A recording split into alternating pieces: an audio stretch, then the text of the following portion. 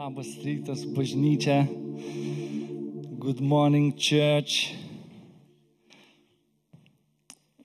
Kad rusai suprastų, tai reikia sakyti taip, reikia sakyti labas bažnyčia.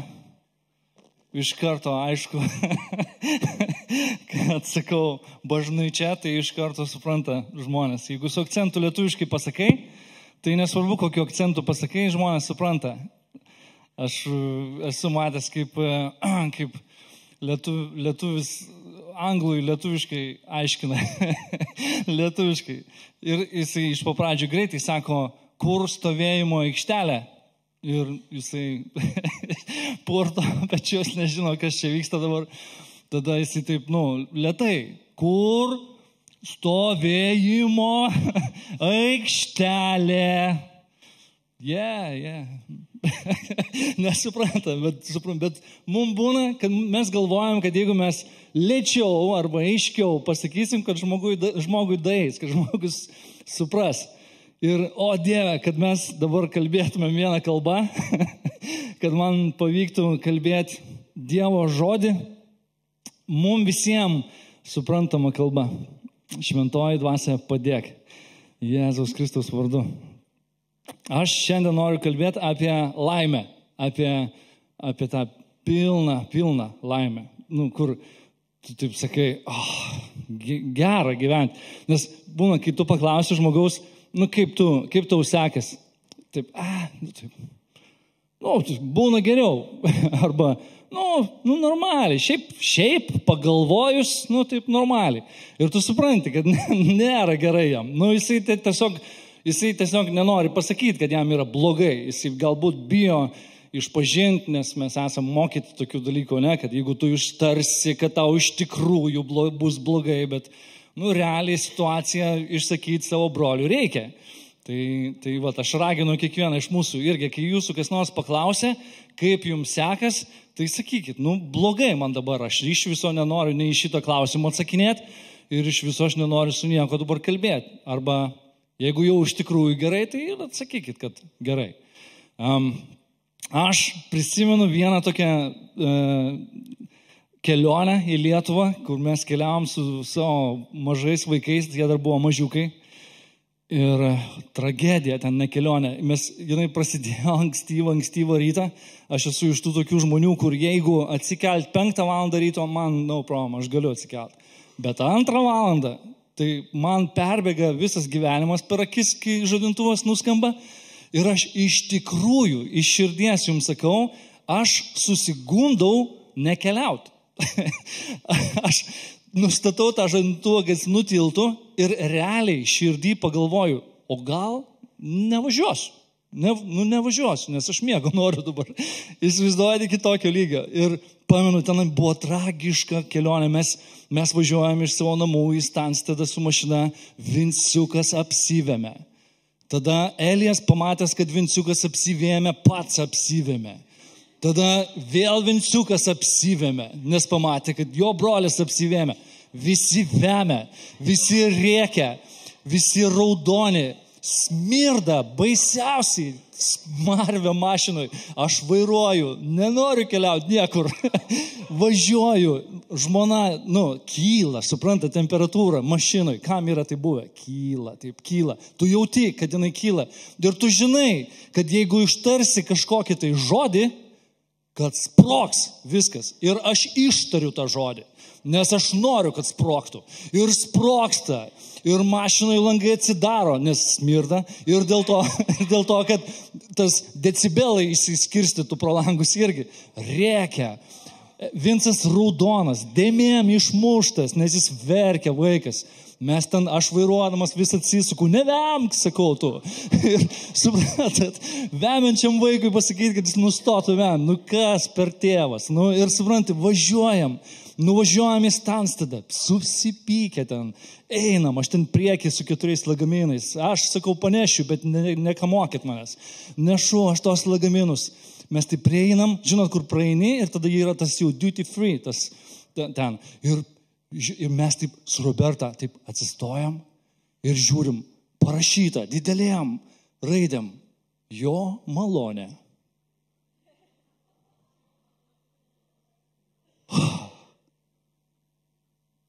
košmaro kaip nebūta.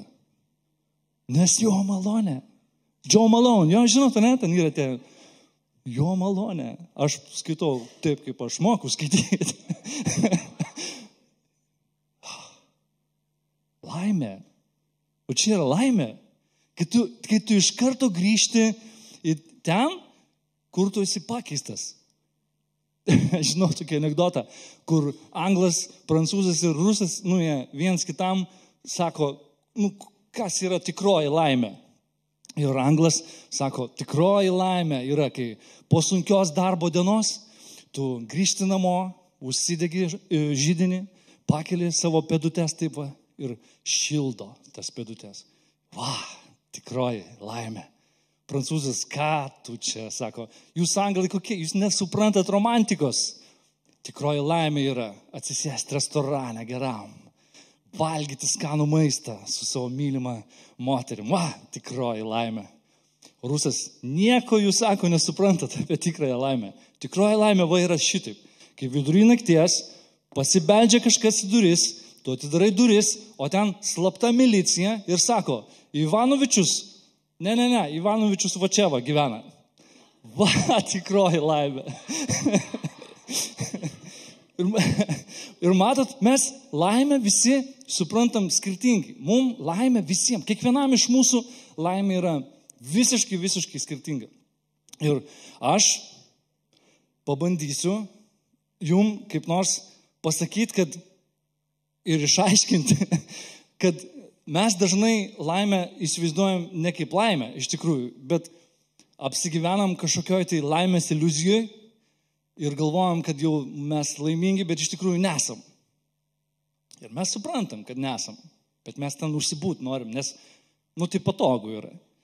Svarbu yra suvokti kiekvienam iš mūsų, kad jeigu mes sieksim laimės ir jinai taps mūsų tiesioginis sekimo objektas, mes niekada nebūsim laimingi. Taigi, laimės nepasieksim tiesiogiai jos siekdami. Niekad taip nebus. Nes niekur Biblijoje nėra prašyta, kad mes, tikintieji, turėtumėm ieškoti laimės, siekti laimės iš kažkur tai, rasti laimės. Niekur nėra prašyta, ieškokit laimės, broliai, šventieji, malonės pilnieji. Niekur. Bet žinot, kaip yra parašyta, turime siekti šventumo.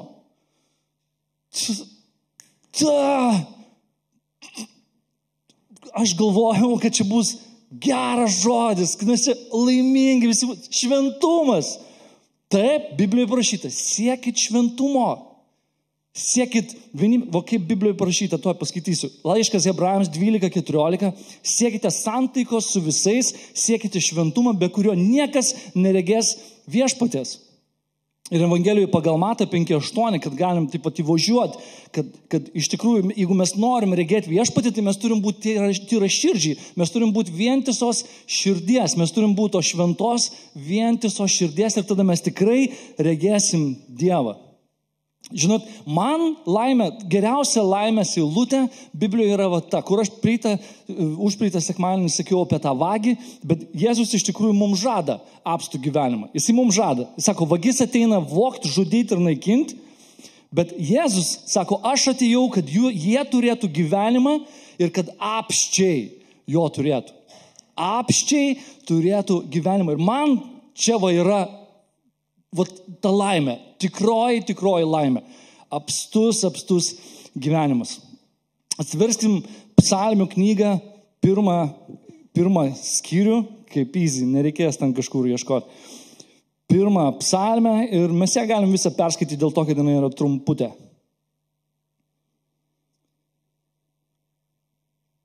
Žiūrėkit, kaip parašyta. Palaimintas žmogus, kuris nesielgia, kaip patarė bedieviai, jis nestoja į nusidėjėlių kelią, nesėdi su apjuokeliais, bet mėgsta viešpaties įstatymą ir masto apie jo įstatymą dieną ir naktį. Jis bus kaip medis prie upelio pasodintas, kuris metui atėjus duoda derlių ir jo lapai nevysta. Kad ir ką jis darytų, jam sekasi. Netokie yra bedieviai, jie kaip pelais sklaidomi vėjo. Todėl teisme neišstovės bedieviai, nei nusidėjėliai teisiųjų susirinkime. Nes viešpats žino teisiojo kelią, o bedievių kelias pražus. Amen. Tai va tas pats pirmas žodis, ane, psalmėje parašytas šitai, palaimintas, ane, blessed, palaimintas, bet hebrajiškai šitas žodis yra ašrei. Ir ašrei, jeigu taip pat verčiant tiesiogiai, jis reiškia gilus gerovės ir pasitenkinimo jausmas, atsirandantis gyvenant tik tai pagal Dievo valią. Ašrei. Ir beje, jis yra daugiskaitinis žodis, ašrei. Ir galim, pavyzdžiui, išversti ir šitaip. Palaimintas belenkaip visokiais palaiminimais. Čia mano vertimas. Belenkaip visokiais palaiminimais. Reiškia, jų ne vienas, jų daug, pilna tų palaiminimų. Vienas po kito palaiminimai liejasi, tik tais jeigu seki viešpatį.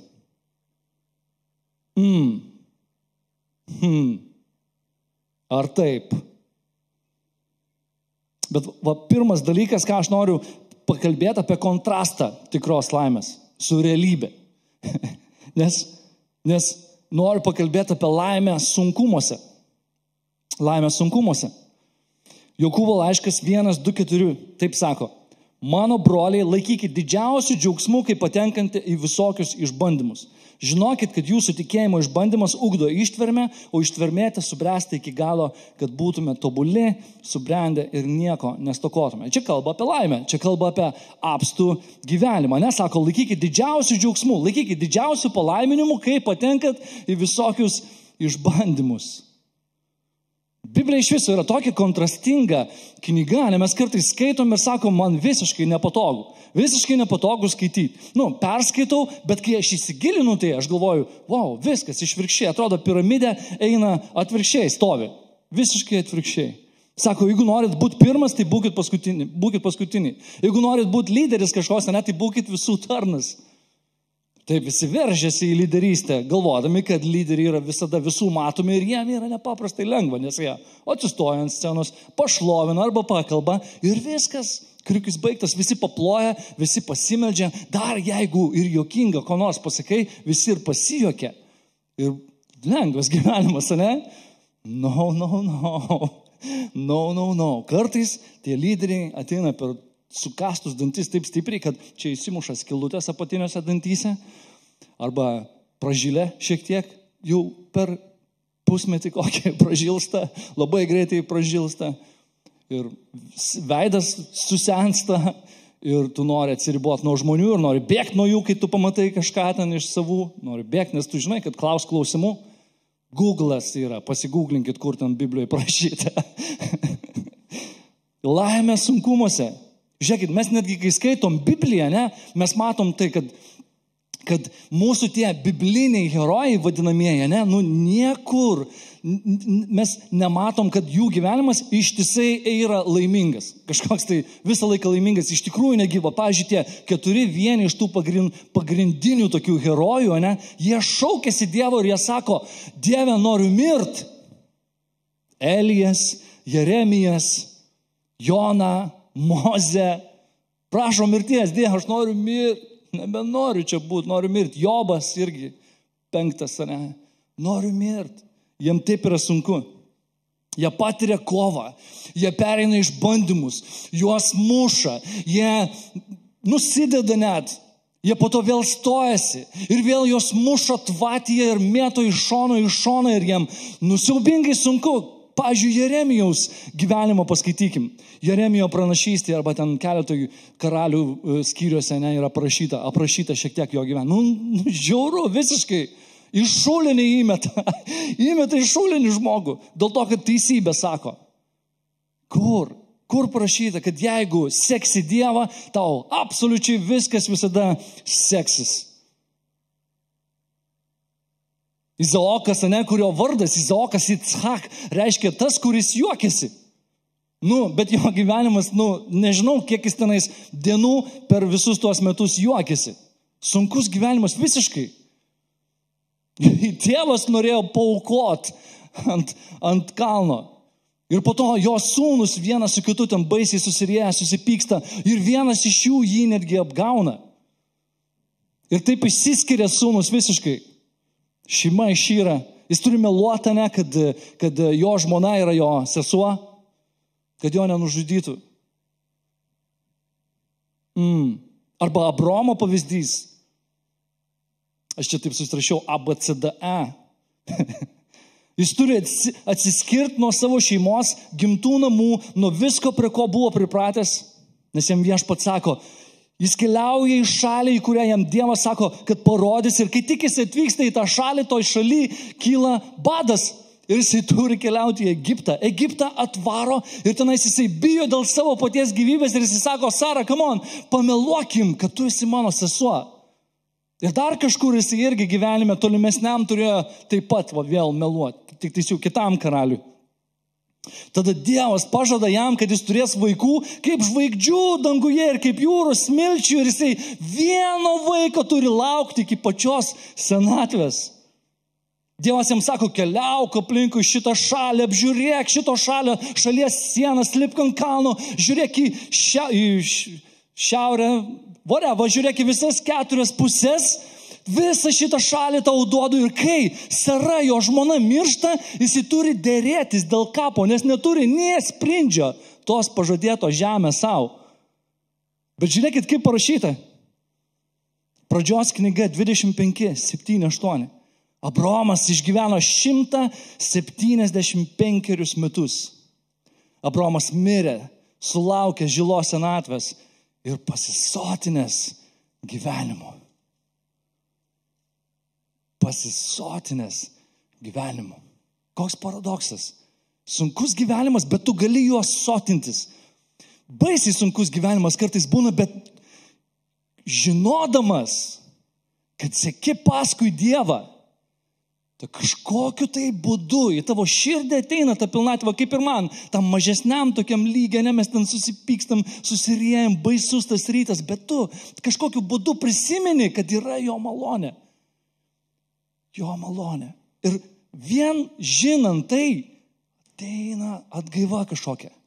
Ir tada tu matai, kad tai yra tik tais momentas, kuriame buvo išbandytas tavo charakteris, bet galų gale Dievas yra ištikimas iki pat tavo gyvenimo pabaigos, tas nepalikti, neapleisti. Ir kai tu tai suvoki, kai tu gyveni pagal jo žodį, kai tu seki jį, kad ir kaip sunku, kad ir kokia priešprieša, tu jauti tą pilnatvę.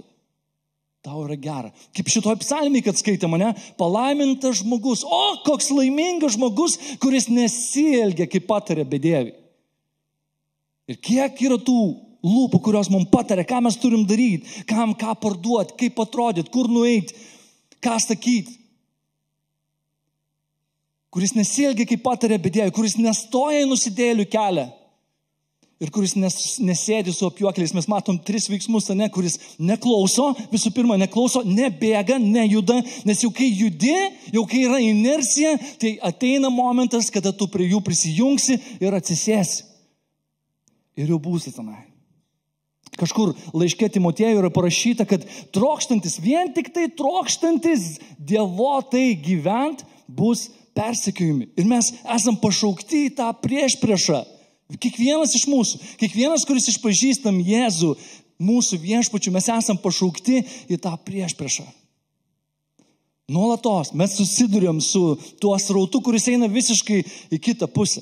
Ir dar mus kartais užkabina su pečiu. Ir dar mums kartais ką nors padaro, mums ką nors pasako. Ir dar netgi kartais fiziškai tempėsi kartu su tuo srautu. Turim atrasti tame laimę. Nes žinot, kas atsitinka? Ir čia mes galim peršokti tada į tą kitą, į tą iliuzinę laimę. Nes kas atsitinka, kai mes susidurėm su priešprieša, mes pradedam kažkokiu tai būdu galvoti, kad o gal, ir kiekvieną kartą, kai mes sakom, o gal, jau bus ne kažką. Ateina ta iliuzinė laimė. Jeigu tik aš turėčiau, jeigu tik aš atrodyčiau, jeigu tik aš numesčiau tiek ir tiek, jeigu tik aš nueičiau ten ir ten, arba būčiau panašus į tą ir tą, jeigu tik, tada būčiau laimingas. Tada tikrai būčiau laimingas. Žinot, kalbant netgi, pavyzdžiui, apie finansus, nes mes dažnai vienas kitą stebime, ne? Kas kiek turi, kas ką nusipirko, kas kaip atrodo, nežinau, gal vyrai taip nedaro, bet esu girdėjęs ir vyrų, ir moterų taip darančių. Aptarinėja kito turtus. Su tam tikra potekste, galvodami, kad jeigu jie tiek turėtų, jiem būtų labai gerai. Pažiūrėkit, kaip tyrėjai nustatė, kad pajamų lygis ir laimė nėra susiję absoliučiai beveik. Nuo 1957 iki 1990 metų pajamų lygis padvigubėjo. Aišku, su tam tikra infliacija. Tačiau tuo pačiu laikotarpiu žmonių laimės lygis nei kiek nepadidėjo. Tiesą sakant, visiškai atvirkščiai, apie depresiją padaugėjo 10-eriopai, ne? Taip pat smarkiai išaugo skyrybų, savižudybių, alkoholizmo ir piktnaudžiavimo narkotikais skaičius. Iliuzija. Kad jeigu aš kažką turėčiau daugiau negu dabar turiu, arba turėčiau tiek, kiek kažkas kitas turi, man bus tikrai gera, aš būsiu laimingas. No. Žiūrėkit, Rockefelleris iki buvo paklausę, žinot, Rockefelleris, tas super milijardierius, jo buvo paklausę, kada tau užteks pinigų. Ir jisai sako, kai turėsiu šiek tiek daugiau. Seriously? Ir mums kartais atrodo, kad jeigu mes turėsim kažko daugiau, mes būsim laimingesni? Niekaip. Žinot, kas atsitinka? Mes papuolame tam į baisų pavojų iš tikrųjų. Jeigu mes pradedam apriboti save tą tokią iliuzinę laimę, kad jeigu aš kažką turėsiu, jeigu aš jos pradėsiu siekti kaip siekiamybės, kaip tikslas, mano laimės siekti, tada aš papuolu į didžiulį pavojų. Ir tas pavojus turi pavadinimą. Geismas. Vienas iš Dievo įsakymų, paskutinis berods, sako, negeisk savo artimo turto, negeisk savo artimo tarnaitės, net asilaičio, negeisk savo artimo tarnų, negeisk. Žinot, ir vėl kaip yra įdomu, kad ir yra paskutinis įsakymas, bet šitas įsakymas apvainikuoja absoliučiai visus likusius 10 Dievo įsakymų. Nes Dovydas užsigeidė ir pažeidė visą įstatymą. Kaip tada pamokslavau praeitą, jis tą egzaminą norėjo išlaikyti ir neišlaikė. Jis užsigeidė ir tada pamelavo ir tada nužudė ir tada nusisuko nuo Dievo. Nes tai, ko jis užsigeidė, tapo stabu, neturėkit stabų, ne? Visus kitus įsakymus šitas vienas vainikuoja ir dėl to tai yra taip pavojinga ieškot laimę šitaip. Apribot laimę iki pinigų kiekio, išvaizdos arba darbo, karjeros, išsilavinimo netgi. Nors visa tai yra kaip ir gerai, bet jeigu tai tavo siekiamybė, pirmoji siekiamybė, tu patenki į pavojų užsigeisti. O kai užsigeidi, tada pradedi pykti ant to, kuris turi daugiau, arba turi tą, ko tu taip stipriai geidi. Nes geismas būtent tai ir yra. Pavydas iš tikrųjų, pavyzdžiui, vyrui pavydėti žmonos arba žmonai pavydėti vyro, tai yra gerai, all good. Jeigu tu nepavydė, tai jau čia yra blogai. Bet geist, čia yra blogas žodis. Blogas, sakykime visi, geist yra blogas žodis. Tai ir taip, supyk, blogas. Nesupykot, nes... Toks žmogus, jisai turėjo šuniuką, o jo draugas turėjo karvę. Ir tas, kuris turėjo šuniuką, žiauriai jam nepatiko tas jo draugas, nes jis turėjo karvę, o nes jis norėjo karvės. Suprantat, jam kas tas šuniukas? Aš noriu karvės. Ir ateina fėja, atskrenda tai prie jo. Ir sako, žiūrėk, aš išpildysiu tau norą. Ko tu nori, aš tau tą išpildysiu. Ir jis sako, aš noriu, kad jo karvė mirtų. Taip? Arba, ne, dar fėja, dar kitaip galim sakyti, fėja ateina pas jį ir sako, aš išpildysiu tau norą. Ir ko tu užsinorėsi, jam atsitiks dvigubai. Ir jisai, išdurk man akį. Matot, mes juokiamės, čia toks, sarkastiškas, juokingas pavyzdys, bet jeigu perkelt viską į dvasinį lygmenį, taip ir yra iš tikrųjų. Jeigu mes susikeičiam kažko, jeigu mes matom, kad pas kažką geriau ir mes to norim ir ieškom ir vejamės tai, ateina tas šiurpus, baisus iš tikrųjų tas jausmas, blogas žodis. Ir apgavikas jisai mus stato būtent ant šito. Kad jisai tas, kuris ateina vogt, žudyti ir naikinti, ne velnias. Jisai ateina ir nori tau sukurti tą tokią iliuziją, kad kai tik tu tai gausi, tau bus gerai. Ir jisai ateina apgauti. Aš šitai pasirašiau čia, tokią knygą klausiau, tai tokia citata iš knygos apie mus ir karą. Petrauskas ten parašęs tokią knygą, labai labai cool. Jeigu norit, galite paskaityti. Ten apie karą labai daug rašo, man patinka apie karą knygos. Saviapgaulė, ne? Vat kas yra saviapgaulė arba apskritai kas yra apgaulė. Kad jisai sako šitaip, apgauti lengva. Bet tada įtikinti tą, kurį apgavo, kad jį apgavo, yra 1000 kartų sunkiau. O įtikinti save, kad tave apgavo ir kad tu vaikščioji apgauliai, yra beveik neįmanoma. Yra beveik neįmanoma. Ir mes turim melst ant gamtinės Dievo jėgos, kad mus patrauktų iš šito pavojaus, užsigeist arba ieškoti laimės tenai, kur Biblija sako nėra. Dievo žodis sako nėra tenais laimės. Šituose dalykuose laimė yra tik tai tada, kada tai seka pasitenkinimas, esama padėtim. Aš labai dažnai savęs klausiu ir galite jūs savęs paklausti. Justai, o tu dabar esi laimingas?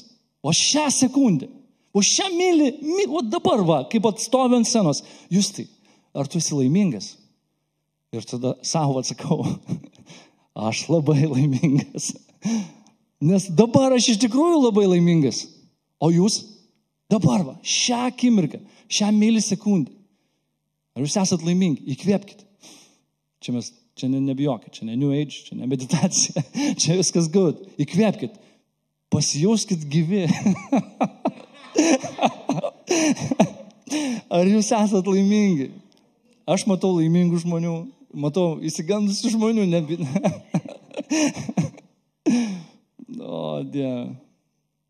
Dar mes, žinot, kaip mes sakom, čia grįžti, dalyt, kas ten filmuoti, ištrinkit, kad nebūtų. Žinot, dar mes labai dažnai, ką sakom, manęs tai neapgaus. Sakom taip, manęs tai tikrai neapgaus. Pasakė apaštalas Petras, kai Jėzus jį įspėjo, kad jisai dar gaidžiui nepragydus 2 kartų jo išsižadės. No! Ne, čia ne apie mane. Aš su tavimi einu mirt. Taip. Sako apaštalai, kaip mum, ne. Mes niekada neišsibėgiosim. Mes su tavimi kaip mirties. Ir ne vieno prie kryžiaus. Petras verkia, Jonas tik tais ten su moterim atsistojęs prie kryžiaus. Nei vieno kito apaštalo. Visi įsibėgiojo, visi įsilakstė, Petras įsižadėjo, Judas nusižudė. Crazy. Manęs tai jau tikrai neapgaus. Apgaus. Jeigu ieškosi laimę šitaip, tai tikrai apgaus. O, prisiminiau, kad reikia dar ir užrašus pažiūrėti. Ekleziasto knygoje, žiūrėkit, kaip padariau tokį tyrimą Ekleziasto knygoje. Kodėl, aš visą laiką galvodavau, kodėl Ekleziastas toks nelaimingas žmogus? Nes kai skaitai Ekleziasto knygą, tu matai, jisai sako, viskas yra tuštybė, depresija, nieko nenoriu matyti. Bet pirmus kelis skyrius skaitai ir tu matai, aš pasistačiau, aš įsigijau, aš prikaupiau, aš sužinojau, aš patyriau, man nieko netrūksta, tiek turiu, kad niekas neturės daugiau. Aš visko turiu. Viskas yra depresija. Paskui tu skaitai ten kitur, ne? Viskas yra blogai jam. Kodėl? 5 skyrius. 40 kartų paminėtas aš. 40 kartų, apie 40 kartų, dar su visais tais sinoniminiais žodžiais, kur nepaminėta aš, bet prikaupiau parašyta, reiškia aš prikaupiau. Apie 40 kartų paminėta aš, mano, man. Ir va čia yra didžiausia problema. Pas kiekvieną iš mūsų, jeigu mes taip gyvenam, man, mano, aš pirmiau, mano vaikai ten pirmiau, ten, arba aš ten geriau, ar dar kažką. Viskur, kur tikrai yra aš, tam bus depresija. Tikrai, aš, man pirmiau. Ir mes čia galim įeiti labai puikiai į tą tokią socialinę laimę, nes apie ją reikia kalbėti. Socialinė laimė. Tai pakalbėjom, mane laimė sunkumuose, visi pripažįsta mane, kad jeigu tu gyveni gyvenimą, va taip, kaip Dievas sako, ir tu seki viešpatį, eini pagal jo žodį, kad ir kokią priešpriešą, bet tu žinai, kad galų gale yra pažadas, kad aš turėsiu tą apstų gyvenimą, kad aš vieną dieną žvelgsiu Jėzų ir man nebus gėda. Kai aš žiūrėsiu į Jėzų ir man nebus gėda, aš žinau, kad aš nugyvenau gyvenimą, kad ir kaip sunkiai, bet aš jį nugyvenau jo šloviai. Ir antras dalykas, ta iliuzinė laimė, kurią dabar tik sakiau, ir labai puikiai nuo aš mes galim prieiti į tu. Tai kas yra socialinė laimė? Socialinė laimė iš tikrųjų yra tikra laimė. Žiūrėkit, jei manot, kad jūsų šeimoje yra problemų, tai pagalvokite apie santuokinį chaosą, kurį sukėlė 76 metų Bilas iš Londono, nesenai susituokė su Edna. Ji buvo jo anūkės vyro motina, pasak Bekerio anūkės, čia ir prasidėjo painiava. Mano uošvė dabar yra mano pamotė, mano senelis dabar yra mano patėvis, mano mama yra mano svainė, o mano brolis mano sūnėnas. Bet dabar beprotiškiau yra tai, kad dabar aš esu ištekėjusi už savo dėdės, o mano pačios vaikai yra mano pusbroliai ir pusseserės. Iš šitos patirties šita moteris turėtų turėti gilių įžvalgų apie reliatyvumo teoriją. Žiūrėkit, kai Dievas sukūrė viską, kai jis sukūrė, pirmi keli skyriai, jis sako, gera, jis sukūrė, ką ten pirmiau sukūrė, bet jis sukūrė, jis sako, gera, sukūrė, pasižiūrė, sako, gera, kaip gerai, sukūriau gyvūnus, gera. Gražios žirafos, gorilos, kaip gera. Pats čia tėvas taip džiaugiasi, kūrinyje, jisai džiaugiasi savo kūriniu, kaip koks vaikas, kur pastato iš Lego kažką ir sako, jisai džiaugiasi, gera. Ir tada žiūri Adomas, kurį prieš tai sukūrė, sako, gera. O tada kažkodėl pirmą kartą Biblijoje pavartota žodis negera. Negera. Ir kas yra negera? Negerai būti žmogui vienam. Negerai Adomui žmogui būti vienam. Jam reikia pagalbininko, jam reikia padėjėjo, jam reikia kolegos, jam reikia draugo. Žinot, pasirašiau taip, kad santuoka, jinai gali būti arba pats dangus, arba gali būti pats pragaras. Ir čia jau reikia išminties, kad būtų kaip dangus ir kad niekada nebūtų kaip pragaras. Amen?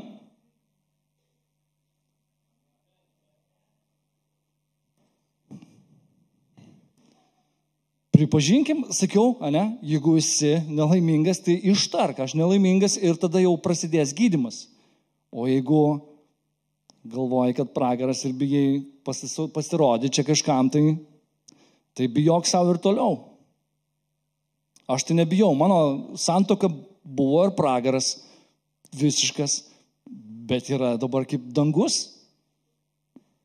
Roberta. Man kaip dangus. Man kaip dangus. Aš sakau pats, amen. Žiūrėkit, kai jisai sako, negerai būti žmogui vienam, jisai tenais ištarė tokį žodį, jisai sako, sukurkim jam padėjėją. Ir visos moteris, what? ką tokį? Padėjėja? Kas čia per apibūdinimas manęs? Jums nebūna taip, kai jūs skaito tą vietą ir galvojat, aš jeigu būčiau moteris, man būtų, bet aš ne moteris. Bet žiūrėkit, žydiška išmintis, kaip pasirašiau, pasigūglinau, unreal, pas juos yra tikrai lobynai. Jie sako šitaip, kaip suprast tą pagalbininkas, nes kaip tenais yra parašyta, sukursiu jam draugą ar padėję, žodžiu, ten taip yra. Bet žiūrėkit, kaip Talmudas rašo, jei vyras yra garbingas, moteris bus jo pagalbininkė. Ir jeigu vyras nebus garbingas, ji bus prieš jį. Nes ten kažkaip yra parašyta, kad jinai sukursiu prieš jį pagalbininką. Ir jie ten labai, labai gerai išvarto tas eilutes.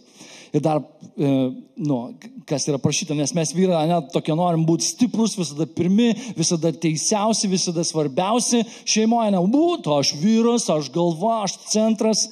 Ir aš jums noriu užduoti tokį klausimą, kas yra stiprus? Kas tas stiprus vyras? Vyras yra stiprus tas tiktais, kuris suvaldo savo impulsus.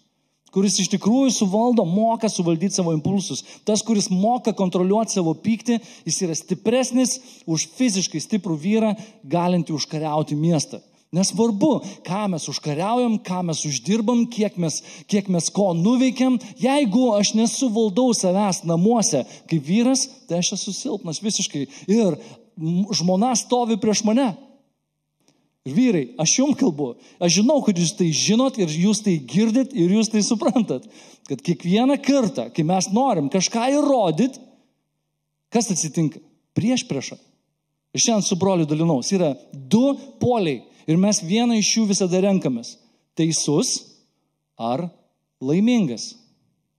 Ir mes turim rinktis vyrai. Come on, guys, mes turim rinktis laimingas, o ne teisus. Nes pogalais, ir kas, kad tu teisus? Tai kas, kad aš įrodžiau, kad jie patys kalti, kad apsivėmė mano mašinoj. Taip, nes jie kalti, jie rijo ryte, kai aš jiems sakiau, nerykit. Ir mano žmona sakė, reikia prieš kelionę pavalgyti. Ir aš mašinoje sėdžiu, teisuolis, žinau, kad aš teisus. Jie vemia dėl tavęs. Taip. Ir taip, argi taip nebūna, kelkim rankas vyrai, įrodžiau, kad esu teisus, nugalėjau. Ir kas iš to? Visi verkia, raudonom dėmėm išmušti, žmona tavęs nemėgsta, stovi prieš tave, o tu sėdi ir vairuoji teisuolis, drebėdamas. Visas raudonas pats. Žiūrėkit, Kalifornijos universitete Berkelėje epidemiologijos profesorius Leonardas Saimas nurodė socialinių ryšių ir socialinės paramos sistemų svarbą mirtingumui ir susirgamumui.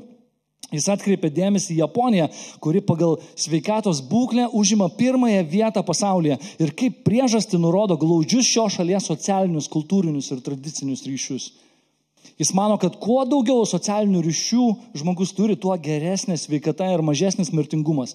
Ir priešingai, jis nurodo, kad kuo labiau izoliuotas žmogus, tuo prastesnė jo sveikata ir didesnis mirtingumas. Socialiniai ryšiai yra geras prevencinis vaistas fiziniams problemams ir psichiniams, emociniams ir elgesio problemams. Va taip. Taip parašyta iš pačio universiteto, o ne iš Justo. Dabar tai jau visi tikim. Ir taip yra su visais santykiais, ne tik santuokoje, bet santuokoje yra iš viso, esmė visa. Jeigu tu esi vyras ir turi žmoną, tai viskas yra, tenais yra esmė. Visas tavo gyvenimas rutuliuojas iš namų. Paprasta. Jeigu tu neturi, bet plus tu dar turi ir kitą socialinį savo gyvenimą ir tu turi jį megzti su žmonėm ir sutikti tos challenge'us, kur galbūt tau sunku užmegzti santykių, bet tu turi bandyti, nes tai yra jėga. Man, pavyzdžiui, patinka su nepažįstamu žmogum šnekėti, aš prieinu, pabandau kaip nors kurioziškai prie jo prieiti, ten ką nors juokingo pasakyti, ar ten dar kažką, apžiūriu jį po pirmo, bandau įsiaiškinti, koks jo, kokiam lygiai jis stovi, ar piktas, ar jis geras, ar aš gausiu luptą ar ne, aš jį ištiriu iš papradžių, bet po to prieinu ir mano žmona visą dreba, nekalbėk tik, manęs tik tais nestumk, tu eik kalbėk. Man patinka, o jinai ne. Aš sakau, tu turi pabandyti, perlipti tą ribą, tu būsi nugalėtojas Omaras, tas, kuriam smegenys atsikūrė naujos, tos socialinės, kur tu sugebi užmėgsti santykius ir tai yra labai gerai. Tai yra palaimintas gyvenimas, nebijot užmėgsti tos socialinius kažkokius tai ryšius. Sako, tu net su Lenkai susitari. Sakau, jo. Nes jis toks pat žmogus yra. Jis toks pat, atsiprašau. Aš myliu visus. Taip. Žiūrėkit, pirmos 2 knygos yra grinai socialinės knygos. Pastebėjot? Pradžios knyga, ane? Ten kalba apie santykius. Grinai. Nuo 4 skyrius. Ane? Kainas ir Abelis. Socialiniai ryšiai. Arba jų nebuvimas. Ir staigus nutrukimas. Ne, po to Adomas ir Ieva, jie kartu vėl ir Setas gimsta. Viskas apie santykius kol kas. Po to toliau ten vardė kitus santykius. Lamechas su savo 2 žmonom Ada ir Cila. Ne, jie turi santykius. Ta pirmoji knyga grinai apie santykius. Nojus ir jo 3 vaikai ir jų kažkoks tai keistas ryšys vieno iš vaikų. Ne, vien tik tai santykiai. Abraomas ir Izmaelis ir Izaokas ir Sara, vėl kažkokie keisti ryšiai. Po to jau Izaokas ir Jokūbas ir Ezavas. Vėl ryšiai, santykiai. Ir ką mes matom? Pereina į Išėjimo knygą. Vien tik santykiai. Juozapas ir visi jo broliai, ne? Vėl santykiai. Ir kas atsitinka gale? Jie po to galų gale susitaiko kaip kokiam seriale. Ir Juozapas atleidžia, juos visus priima į savo glėbį ir jiems visiems yra gerai. Ir liuks. Ir jie Egipte apsigyvena. Ir kas atsitinka? Gimsta tauta. Ir ką mes matom, mylėjai, kad jeigu mano ryšys su žmogum yra geras, jeigu aš įeinu į susitaikymą, jeigu aš vertinu bendrystę, net jeigu toj bendrystėje atsirado kažkokia tai siena, aš ją turiu nuspirti, nugriauti, kad tą socialinį santykį atstatyti, kad visi būtų laimingi ir tik tais taip tauta yra laiminga. Aš nenoriu būti kažkoks tai blogas šauklys ar blogas pranašas, bet kiekvieną kartą, kai aš nuvažiuoju į Lietuvą, aš jaučiu, kad tenai yra nemažai piktų žmonių.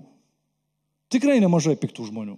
Aš vis patiriu tą patį, kad ten, yra tokių kažkokių sienų. Gal aš taip pripratau prie britiško to tokio laisvumo, kad aš tą kontrastą tokį stiprų jaučiu. Bet žinot, nemažai yra nelaimingų žmonių. Ir kodėl tarsi ant visos tautos kažkoks šleifas, mes netgi patys taip sakom, nelaimingi mes žmonės. Nelaimingi, mes visada skundžiamės. Kad ir kokį gerą restoraną tu nueisi, vis tiek tu lyginsi šitą patiekalą su praeitu. Taip yra, kiekvieną kartą, kai aš nueinu su savo artimaisiais, aš girdžiu tokius žodžius. Taip, valgo ir taip. Buvo geriau. Bet visą laiką taip, o aš atvirkščiai, aš enjoyinu, skanu, taip, labai gerai, skanus blynas, ir nenoriu, mane nervuoja, jeigu kažkas šalia mane sako, čia būna ir geriau, nežinau, ar būna, man yra gerai, ir suprantat, ir kodėl, dėl to, kad tas santykis, tarpusavio santykis yra taip toks svarbus visai bendrai tautos atmosferai. Esu girdėjęs tokį posakį, vyre, tu nori pakeisti pasaulį, eik ir mylėk žmoną. Šitaip, aleliuja. Kur čia sakė? Aleliuja. Nebijokit sakyti moteris aleliuja ir savo vyrui trenkti petį. Aleliuja. Vyre, keičiam pasaulį, mylėk mane. Žiūrėkit, netgi vėl koks pavyzdys, Rūtos knyga ir Samuelio knygos, kodėl jos viena po kitos eina.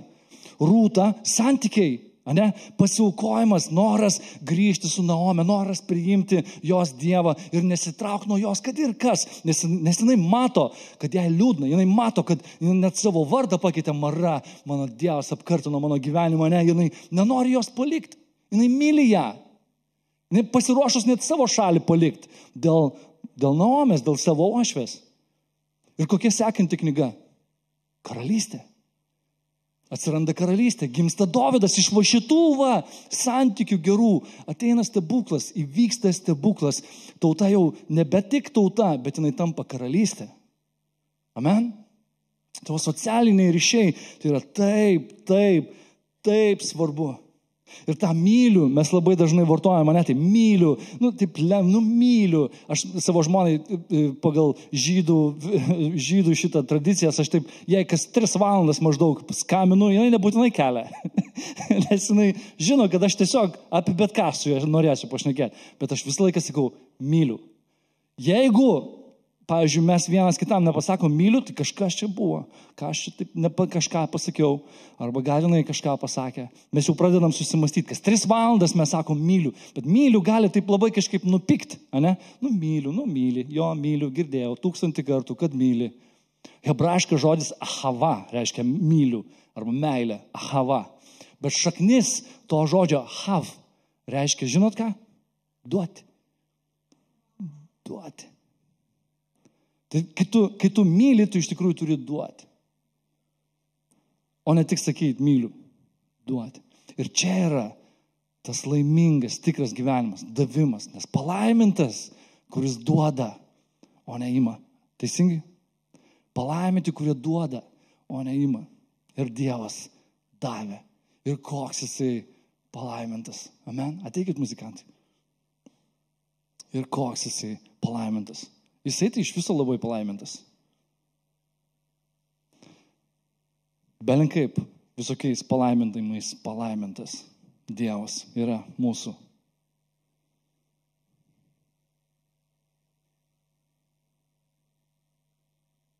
Ir dar įsipasakokit. Čia vėl grįžtant, nes atsiranda tokia rutina, ne, su vyru ir žmona. Kažkaip aš dabar santuokų kursai. Apskritai visuose santykiuose šitaip. Ne tik, bet vyro ir žmonos santykiai labai, labai svarbus. Įsipasakoti. Arba su draugu, jeigu turi draugą ir tu jauti, kažkas statosi, brolis, sesė, ne? Beje, bažnyčia tai yra tas fellowship, ne? Kur graikiškas žodis kanoinė, ne? Jisai nupasakoja vyro ir žmonos artumą. Fellowship, ta bendrystė. Tai mes kaip bažnyčia esam ta nuotaka, kur vienas su kitu mes turim turėti tą tokį intimų ryšį, artumą vienas su kitu. Ir kartais jisai trūksta. Žinote, dėl ko jisai trūksta? Dėl to, kad mes laimės ne ten ieškom. Mes nesam kažkokie pilni, ne? Mes galvojam, kad man dar reikia kažko. Ir tada prasideda užsigeidžiu. Ir tada pradeda trukinėti ryšiai.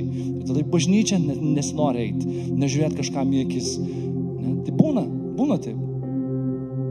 Įsipasakot, nebijot, nekurt scenarijų, ateiti ir sakyti, bro, yra taip, aš jaučiu, bet mes taip biški tolstam viens nuo kito, nes tu pasakei tenais taip ir man dėl to yra pikta. Turim nebijot, ištarti šitos žodžius, ir pasakyk, dėl ko tau yra pikta. O tu kitas, bro, kur tu pasakei tokius dalykus, nepulk teisintis. Nepulk ieškot kažkokių tai pasiteisinimų ar dar kažko, išklausyk, išgirsk, nes gal iš tikrųjų, nors tu net ir nemanei, jis įžeista, ten įskausdint, bet pripažink, išgirsk, pajusk širdį kito žmogaus, savo brolio širdį pajusk. Nepulk patarinėti, nepulk ten aiškintis ar dar kažko. Ne, pabandykim šitą bažnyčią padarytą duodančią bažnyčią. Ieškančią tikros laimės, sekant šventumu, bėgant paskui Dievą, kaip Paulius, kur iki pat gyvenimo pabaigos, net ir žinodamas, kad jo galva toj nusiritins, jisai žino, kad sekančią akimirką jisai stovės prieš patį Jėzų, o Jėzus jį ne šiaip priims, bet uždės ant jo šlovės vainiką.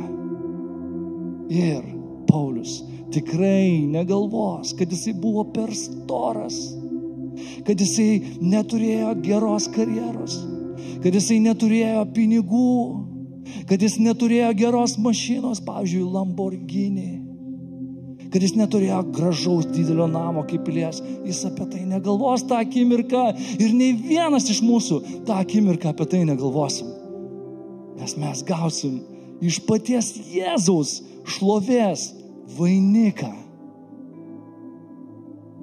Kaip aš laukiu šitos akimirkos.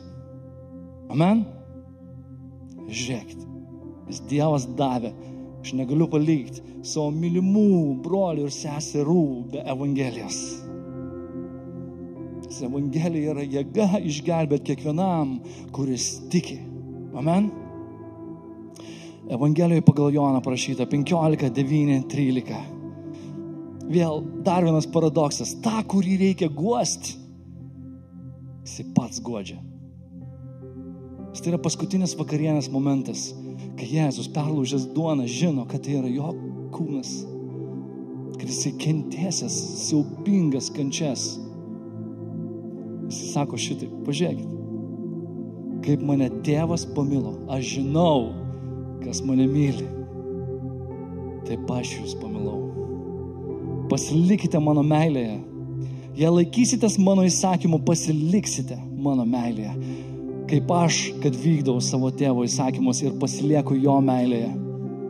Aš jums tai kalbėjau, kad jumise liktų manasis džiaugsmas. Visi sakom džiaugsmas. Ir kad jūsų džiaugsmui nieko netrūktų. Tai yra mano įsakymas, kad mylėtumėm vienas kitą, kaip aš jūs pamilau. Niekas neturi didesnės meilės kaip tas, kuris savo gyvybę už draugus atiduoda. Atiduoda. Hav. Ir jisai atidavė. Ačiū, kad klausėjai šį video. Tikiuosi, kad jis sustiprins tave tikėjimo kelionėje. Labai prašau, pasidalink šiuo video su savo draugais bei artimaisiais. Mus galite rasti visose socialinėse paskyrose. Tai yra Facebook, Instagram ir Spotify, kuriuose sužinosite apie ateityje vykstančius renginius. Tikiuosi, kada nors pasimatyti gyvai bažnyčioje. O šiam kartui tiek.